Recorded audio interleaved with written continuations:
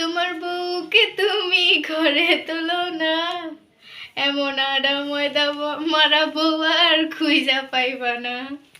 আচ্ছা, তুমি তাহলে স্বীকার করলা যে আটা ময়দা? অবশ্যই। কেমনে? আমার ওজন এখন যতটুকু আছে আমার মনে হইতেছে এর থেকে আরো অল্প বাইরে গেছে, মানে মুখের মধ্যেই। মুখের মধ্যে ওজন বেড়ে গেছে মনে হ্যাঁ। হইতেছে? আচ্ছা, তুমি কি জানো যে এই যে আটা ময়দার যে বর্তমানে যে একটা সংকট, হুম। এর ভিতরে আর একটা সংকটে ফেলাইছে মেয়েরা। না, এটা ঠিক না। মেকআপ আর আটা ময়দার মধ্যে পার্থক্য আছে, এটা তো জাস্ট মজা করে বললাম আপনার সাথে কথায় কথায়। মানে এটা দুইটার মধ্যে কি আছে, পার্থক্য আছে? অবশ্যই, মেকআপ আর আটা ময়দা তো এক না। তাহলে তুমি এটা মেকআপ করছো, আটা ময়দা না? অবশ্যই। আচ্ছা, তাহলে যে মানুষে যে বলে যে বন্যারা বনে সুন্দর, মেয়েরা ময়দাই। না, এটা ঠিক না। আমি ময়দা ছাড়াও সুন্দর। ময়দা দিছি, এমন একটা অনুষ্ঠানে যাইতেছি, সবাই সাজবো, সেজন্য আমারও সাজা লাগছে মাস্ট। এর জন্য তুমি সাচ্ছ? হ্যাঁ।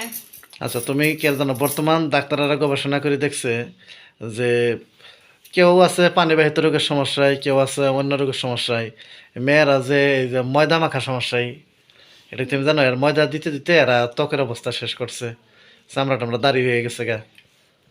না, আমি তো ওরকম মারি না। আপনি তো, যারা আমার ভিডিও দেখে ওরা দেখে যে আমি এত সব কোনো সময় মেকআপ করি না। এটা একটা ওকেশন, বিয়ে, সেজন্য আমার একদিনের জন্য আমি মেকআপ করছি।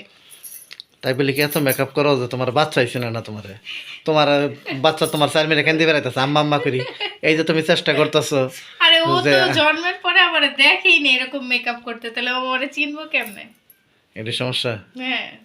তাহলে মেকআপ মানুষ এমনও করে যে মানুষের আসল চেহারা বলি জায়গা।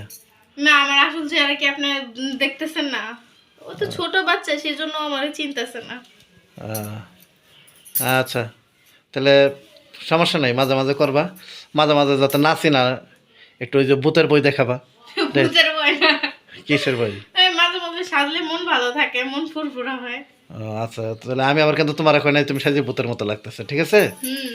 আচ্ছা।